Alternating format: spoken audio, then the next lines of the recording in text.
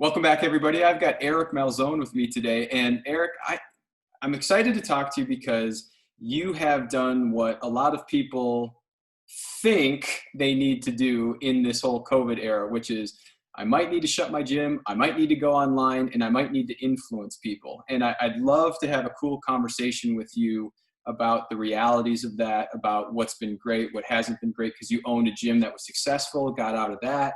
You've done a couple different let's just call it fitness slash health slash coaching slash mentoring different jobs and roles and companies that you've started. You've partnered with folks. You've changed a lot of things in the last couple of years that I've been watching you.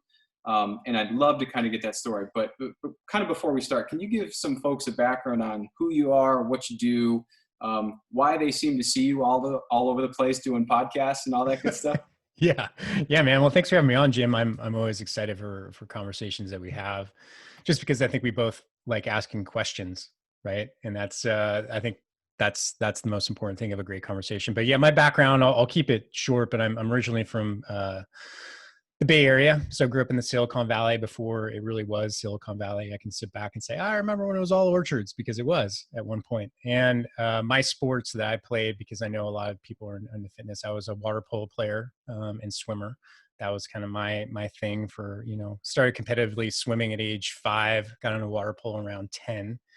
Played for 20 something years through college and club and all that. So that was my athletic background. So training, gyms, all of that were just a huge part, teams, a huge part of my evolution, and really kind of defines how I do things now.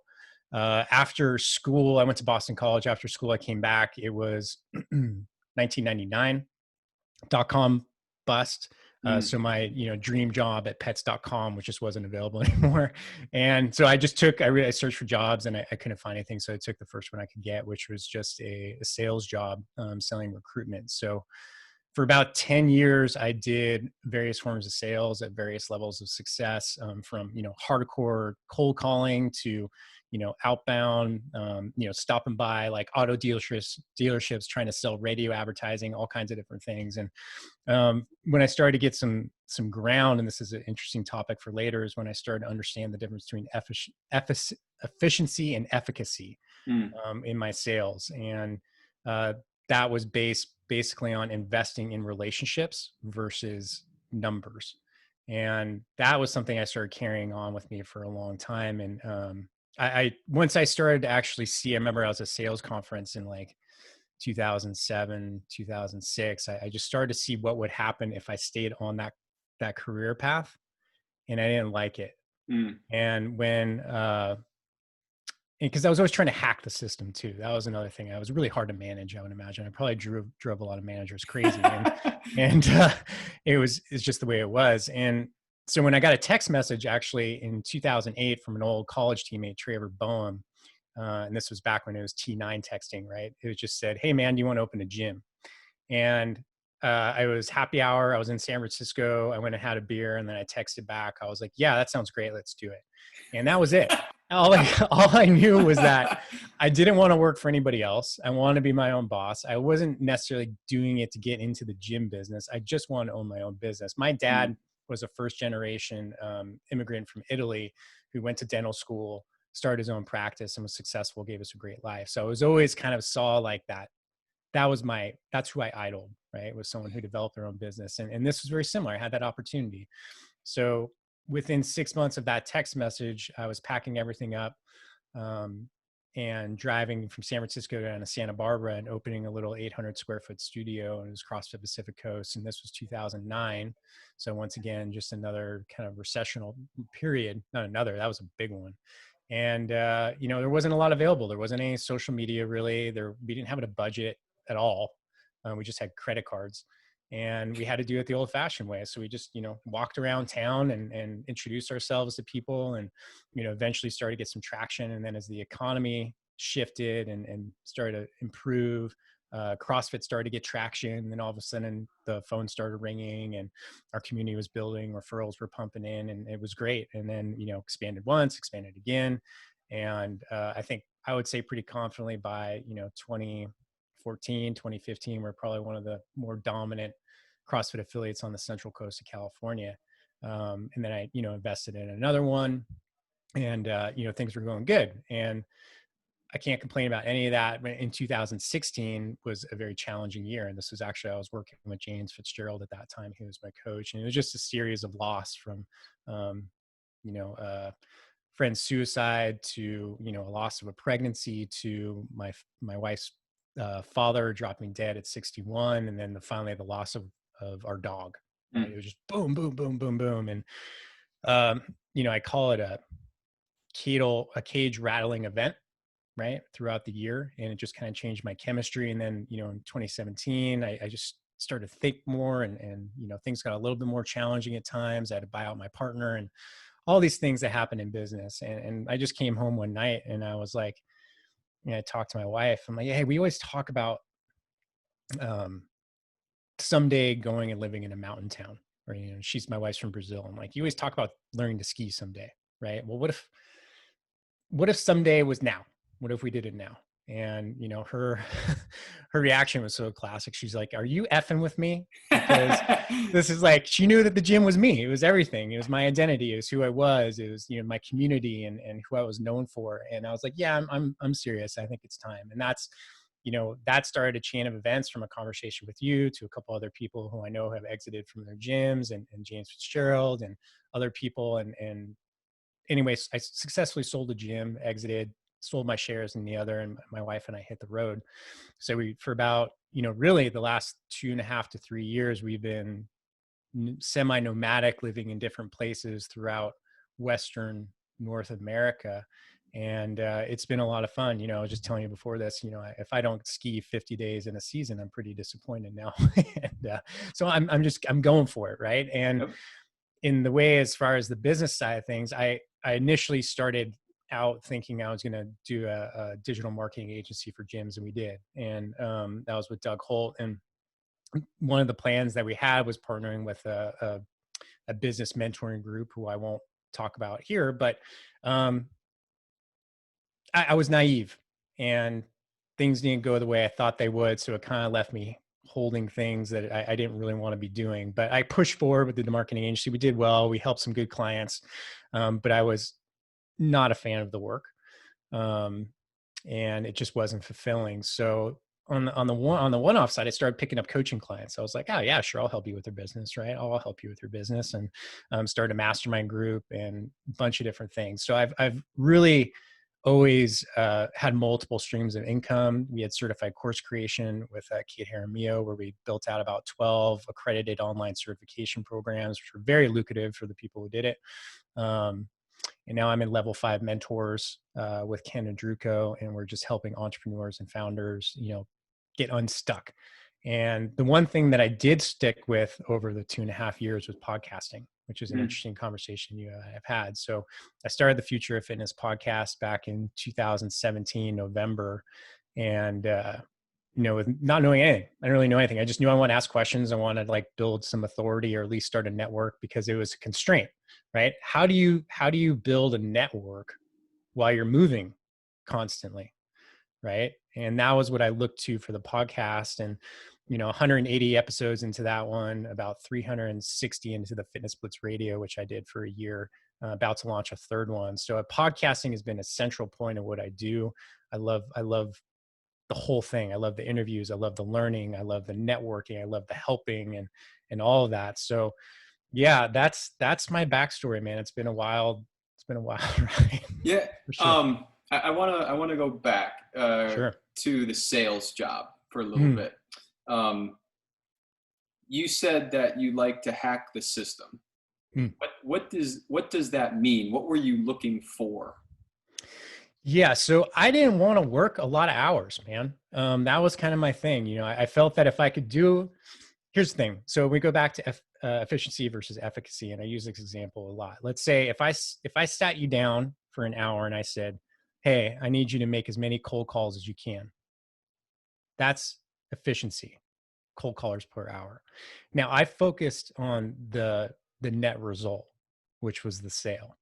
And I figured if I had that same hour, right, and I just focused on making 2 or 3 really well qualified, educated calls where I did the background, I looked at their account, did all the work, right? So it made sense. And then I also led with value. versus, hey, can I get, asking for a sale immediately, which everyone does, that I was way more effective by doing that. So I would I would look at my whole territory strategically, figure out where the biggest opportunities for growth are, really educate on who the players were, what they needed, got to get them on the phone, just got to know them in person. Um, and just personally what they're up to. Hey, how are you, how is your performance, graded here? What would make you look good? Mm. All these things that people don't do.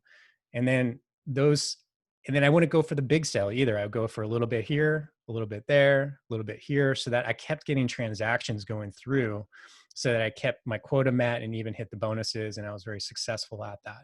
So it was a completely different mindset. And it's not what managers want to hear, really. They don't want to hear that, hey, I figured out so I only have to work 20 hours a week.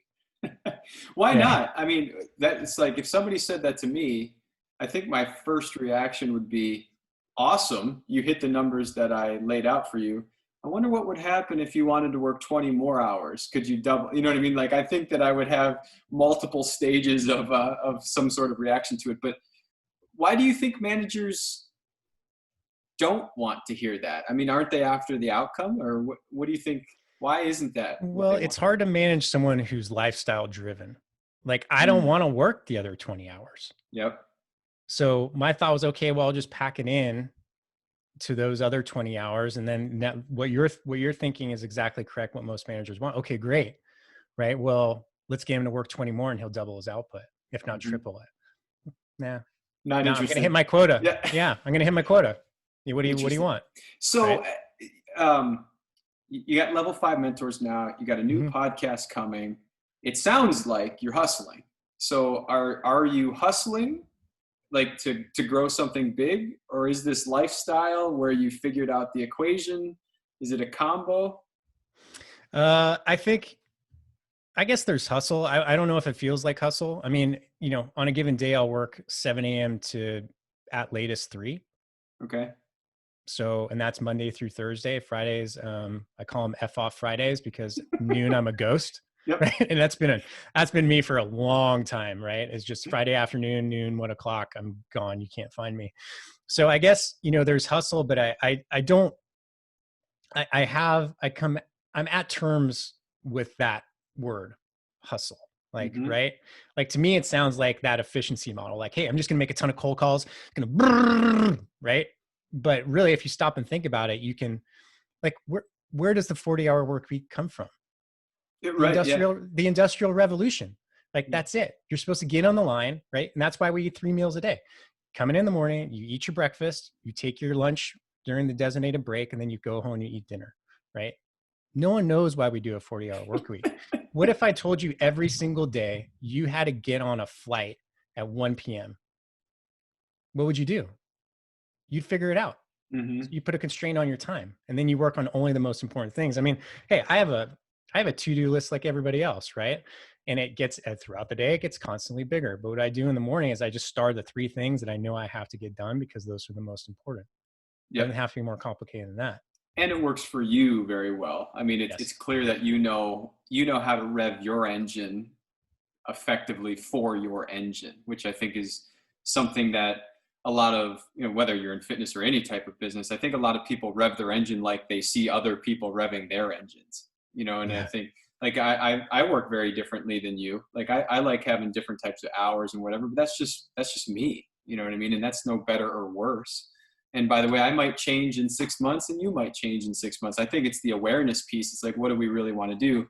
Um, can you walk us through briefly what you're doing with the business owners that you have on the mentor side? Because I want to start to try to identify um, how you made that transition effectively from a business standpoint. Hmm. So I'd love to get into that. But what are you doing with your mentees right now? Yeah, it's an interesting thing, because it's been so loosely put together over the years. A lot of times, like, how do you mentor? Everyone's different, but one of the things that we're now refining, we've seen success with, is we have an 8-week growth academy, where it's essentially all of the formal pieces that we think entrepreneurs need from building blocks like time management, mindset work, how to build strategic partnerships, how to sell, like all those fundamental pieces that go into that.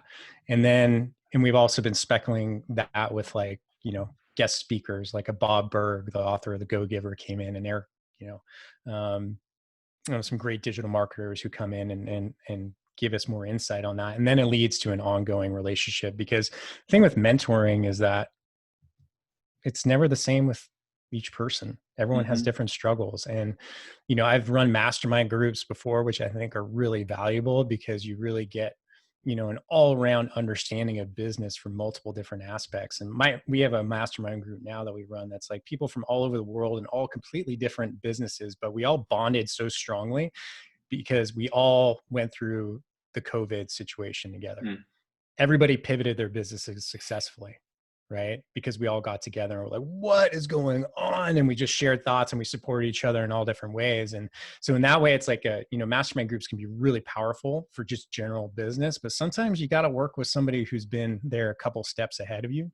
Like I work with a lot of people who want to go from a brick and mortar to a completely online business and, achieve, freedom of location. That's kind of a big deal for a lot of people. And that I get really fired up about that, because I can show you how to do it, but it's going to be different for everybody, because you and I know we all have different strengths. I only have one or two things that I'm really good at, and I probably suck at everything else. And that's my mindset. So I try to stick to those things, and I want to help other people find out, well, what are those one or two things that you're really, really good at, and how do you leverage it?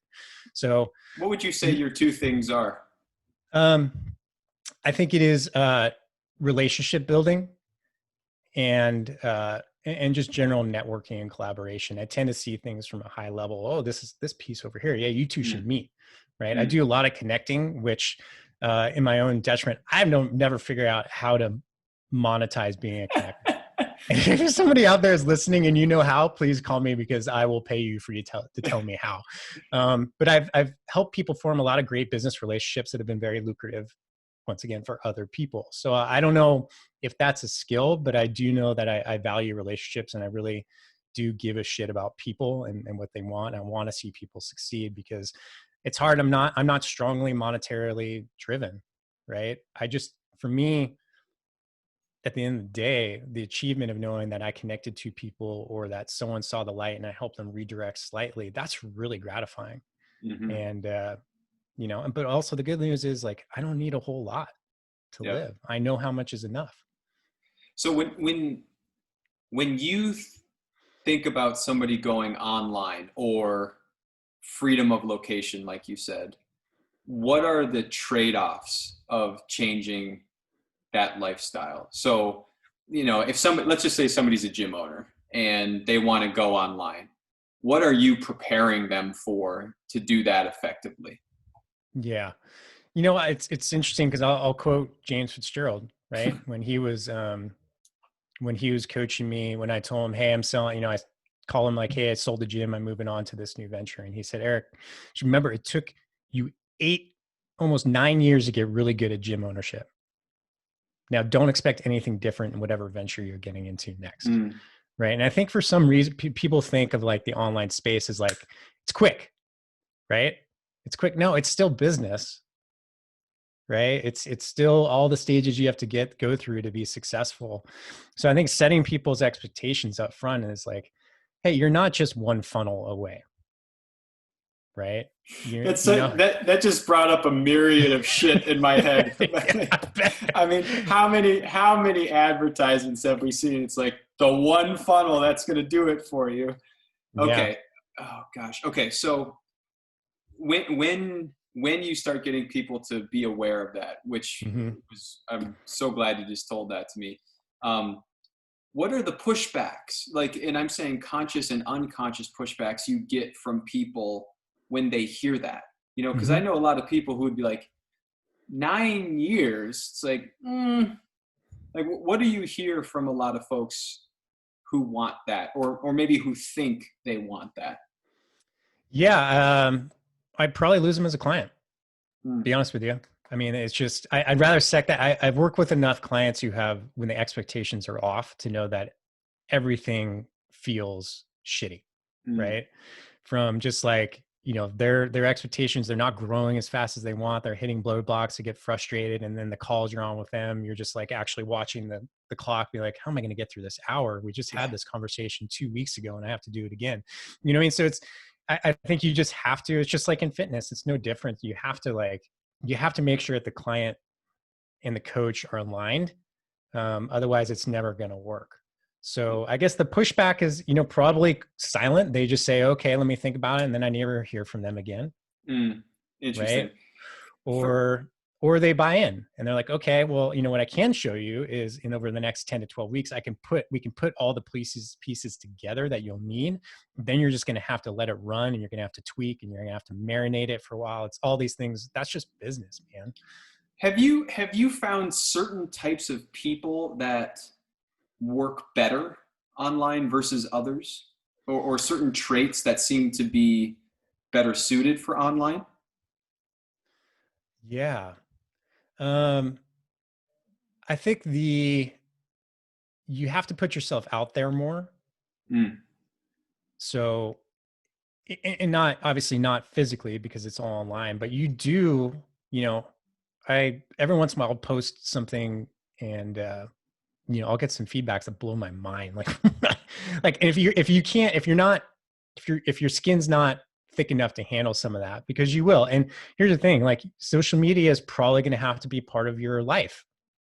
In most cases, if you're moving completely digital and you don't have a name, you don't have a network, and you don't have the budget, right, to really, make a big play at once, and you're gonna have to build it brick by brick. So I think it's I think it's like anything else, man. It just takes resilience and perseverance and realistic expectations of what it takes to build. Because hey, there's outliers, there's luck, yeah. right? And there's people who have hit the thing at the right time. And why is Joe Rogan's podcast so big? It's because he got in at the right time and then just rode a huge wave. And he's a great podcaster, right? But there's a lot of great interviewers out there, Mm-hmm. probably just as good or better than Joe, but he just hit it at the right time, Yeah. Uh, what are what are some of the things that you're finding that are early challenges that face people who go online? I mean, is it typically financial? Is it that they just misunderstood what the difficulties are going to be? What are some of the big things that you see early on hitting back at people? Yeah, I think there's a lot of bad business coaches. I think there's a lot of bad courses. And I think people get burned because, once again, expectations are set unrealistically. I mean, you've probably seen memes like, hey, I've built my 3 courses, I have my funnel, but my bank account's empty. It's Yep. because people haven't taken the time before that to build an audience and get them through the know, like, trust continuum. And that's the thing, is like, you could have a great product, you could be a great service or whatever it is that you do, but if people don't know who you are and you're not finding some mechanism to get through that know, like, trust, because if you're in person, that becomes easier. You sit down in front of someone, you can feel what they're talking about, you can literally move them around, you can touch them, you can do all kinds of things that really help get through that know, like, trust. But that's not any different. You just have to figure out better ways to do it. And one of the reasons I use a podcast, for really just my entire sales funnel, is that I can more easily move people through the know, like, trust continuum. And I guess what I'm saying is people get really quick to build out their products, build out their services. And then when they launch and there's crickets, they're surprised. But you didn't take the time ahead of time to build, a network and build an Mm-hmm. audience or someone to actually sell to. I've noticed that a lot with coaches and gym owners who try to go online. They they didn't have it easy in person, but there's an audience who might see their gym or see their coaching service, through their own eyes. They will not see your product online unless you get it in front of them. And I think that a lot of people kind of forget that online, yes, you can do a Facebook ad for 42 cents for a click, but you also have to do that times 16 times, to get somebody to actually understand who you really are to make a purchase from you. So when you're walking people through that know, like, trust continuum, can you speak a little bit more about that and what you try to have them do? And let's not go too tactical, but Hmm. sort of strategic ideas. What are you doing to get them to know, like, and trust you? Yeah. I so for people, I mentioned his name earlier, but the Go Giver book is one of my favorite business books ever. It's one of my favorite life books, right? It's a short parable on, you know, how to do business in a different way. And it's something I've embodied so much. The poor author, Bob, like he gets my emails like every few weeks and he's probably like, this guy, right? But I'm always, checking in with him, seeing, hey, what are you up to now, Bob? And um, that book adjusts about thinking about offering value before anything else. It's so let me give you an example of part of my strategy and what I do with a lot of clients is like, if you're going to work with me, by the way, you're probably going to start a podcast, and that's just, it's just going to happen. So deal with it. The What I see is that I form a lot of relationships with a lot of people who are now high up, C-level people within the fitness industry. And I get to talk to these people because I led with value. I do it personally through my podcast. So two different scenarios. If I reach out to somebody, through cold outreach or whatever it may be, or referral, and I say, hey, I'd love to get on the call and tell you everything that I do. Crickets Mm-hmm. most of the time.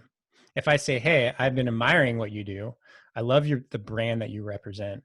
I have this podcast and I would love to, interview you and introduce you to my audience. 90% response rate, yes. Yep. Okay. Now I'm not there to sell anybody anything. I'm just there to establish, well, now they know me, probably going to like me. By the end, there's a good chance they may trust me Mm. because I took the time to invest in leading with value. And then I'll slap on more value and then I'll keep slapping value on, right? If they need something that I can't help with, I introduce them to somebody who I know can. And that's essentially the way it is like, you don't go for the sale, you go for value. Yep. Yep. And be He or she creative. who adds the most value typically wins at the end of the day. Especially now, too, I notice it seems like a lot of marketing is it's being pushed back on more than ever. Traditional, and I'm saying traditional, even social media marketing. It's like, no, no, no, that's an ad. I don't want that shit. Like, I'm not interested. So get it out of my radar. So I think, I use this example. Ryan Reynolds, I think, is a genius in terms of how he markets products because everything is more entertainment than it Yeah. is advertising. Yeah. And by the way, I think that is a big reason why podcasts got super popular is because people know that they can use them as an advertising or a marketing source. Um, how do you change the perception that you're ultimately getting to a sale at some point? So it's like people know it, right? And it's like, it's Mm-hmm. coming somewhere. But how have you found, particularly online, to lower that barrier? Mm. I can't say I've refined that to a process. And I don't know that I have a good answer for it. People ask me what I do on a day-to-day basis. I don't know. I just look for ways to offer value, Yeah. Yeah. really. And I'm always just really interested in people and what they're trying to do and their problems. So I guess, when it gets to the right point, if you're doing it right, people will say, this is really good. Like, I want more of this. Like, Mm-hmm. how does that work? Oh, well, cool. I work in a 12-month program and, this is kind of, we engage and this is what it looks like. If you're doing it right, people actually want to engage with you. So I like, if, both Ken and I, if we're working, down the path of potential mentorship, we're also qualifying people to work with us. Mm-hmm. And I think that's part of the mindset. We call it the buyer's mindset. I don't know where that came from originally. I can't coin it ourselves, but when you're so in the fitness realm, just using an example, if someone's sitting down in front of you at your gym or whatever, you are actually qualifying them, right? Like, hey, tell me what failed in the past. Why did that happen?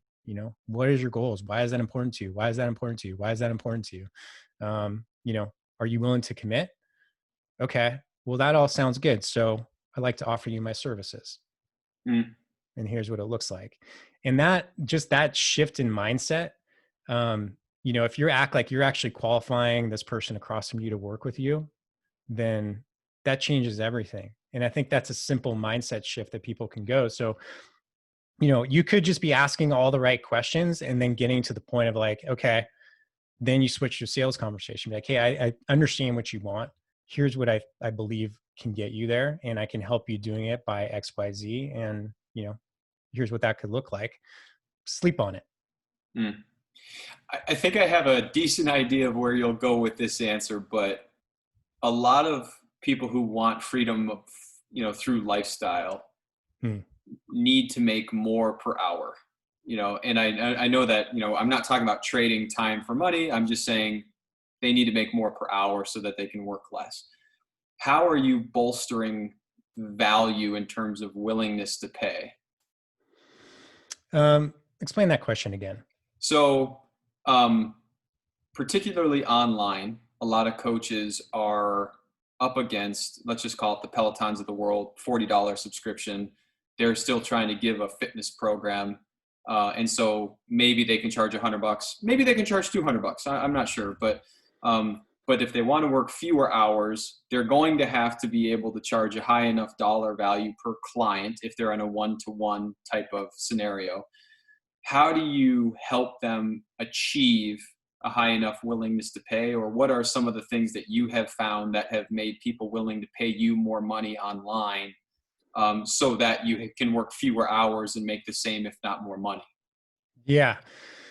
I mean, there's a lot to that answer, right? And I think it depends on what you're offering. I think, well, I'll kind of offer it in two ways. Me personally, I look at, like, I don't want to work with a ton of clients. I want to work with 10 clients at once. And I would rather start a client at a certain point and grow with them, so that, their influence, their impact grows, their income grows, and therefore my income grows, because we constantly revisit that over time. So, I look at my clients as a long-term investment.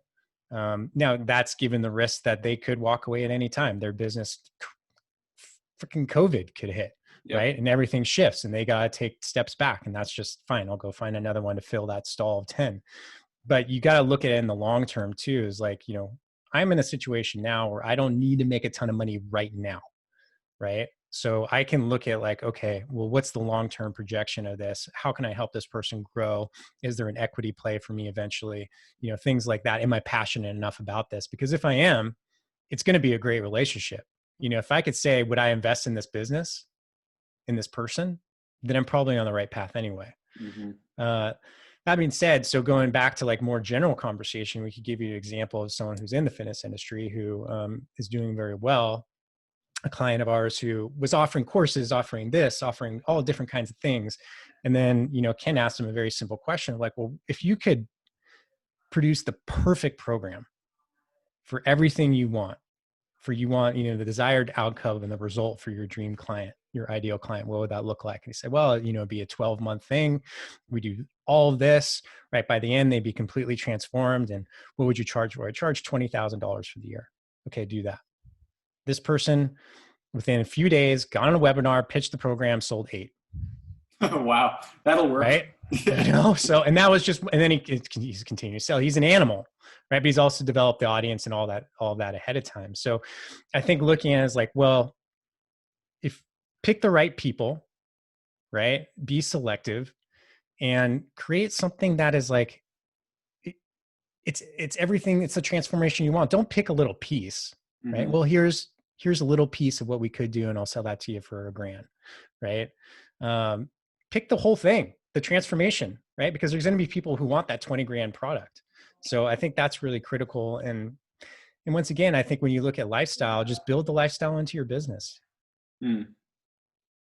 Is that something that you are even conscious of at this point, or you're just so conditioned that you're like, you wake up and the day is just the day and you're good to go? Or do you have to put constraints on yourself? Or No, I think I'm pretty, I mean, I do, like, my calendar is very, I use all the little tactical tricks of, like, hey, I only send out my calendar set up a certain way with my acuity links that I can only get a certain amount of, mm-hmm. appointments per day. And then the other time is built for content and interviews and all that. So it's all kind of structured and built in.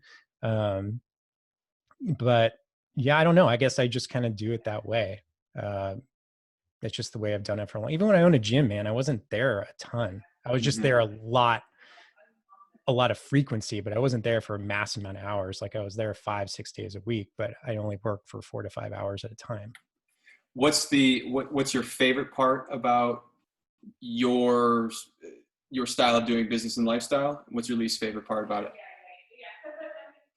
Um, well, I love the freedom, right? So, we can um, pick up and we could literally live anywhere. The only reason we haven't lived abroad is because our dog is 11. We want to put him through that trauma of being on a plane and going to Brazil or something like that. Um, on the downside is that you can work from anywhere, and you tend to pick up pieces as you go, and you want to always check your email. I mean, that's no thing. But I think one of the things I do miss is what I call, just having the game, having a beer and watching the game kind of thing with people. I mean, in Santa Barbara, my community just through the gym and just kind of naturally who I am was really big. And, I was always going to social functions and always having that, outlet of social. So I think there's definitely a downside. Like if you are going to go for freedom of location, you better be pretty cool with being by yourself or with your significant other or your family a lot. Mm-hmm. Right. Um, so I think that it's the connection and the community part that I miss the most, but we're about to firmly land here in Whitefish anyway, Awesome. for a while. So yeah, I think, and I already have friends everywhere here, everywhere. My wife's like, Jesus, it's happening again. I love it, man. 55 days a year skiing just blew my mind when you said Yeah. that. And that was cut short, man. Yeah. We lost 30 days because of COVID. So did they shut down the whole mountain and everything, I guess? yeah. We're skiing that day actually with a friend who's in town. And we kept hearing it on the chairlifts. People were like, hey, did you hear that? I'm like, what? No way. And then as we're coming down to one of the last runs, we saw the GM and he was letting people on. He was explaining to people as they went by, this mountain's cool. It's like the community here is amazing. So yeah, that was shocking. That was the first moment I'm like, whoa, this is actually going to affect me. Mm-hmm. This is kind of serious because we're in Northwest Montana, man. Like, it just seems like New York and California are a lifetime away. You a fly fisherman at all? Yeah, not very good at it, but yeah. Yeah, I hear it's unbelievable in Montana. Yeah, you can just do it anywhere. Yeah. Oh, that's awesome. Eric, thanks so much for coming on, man. I really appreciate it. I appreciate the honesty too. I think so many people are asking themselves that question during COVID is, not just if I should go online, but how the hell do I do it? So I appreciate you coming on, giving some great insights. How can people get in touch with you if they want to keep having a conversation? Yeah. So if you go to Level 5 Mentors, so that's LEVEL, the number 5 mentors.com. That's one good place. The site's actually getting redone now. But anywhere, I mean, Facebook, LinkedIn, man, I'm kind of everywhere. So hit me up. Awesome. Thanks a lot, Eric. I appreciate it, man. This is great. Yeah. Thank you, Jim.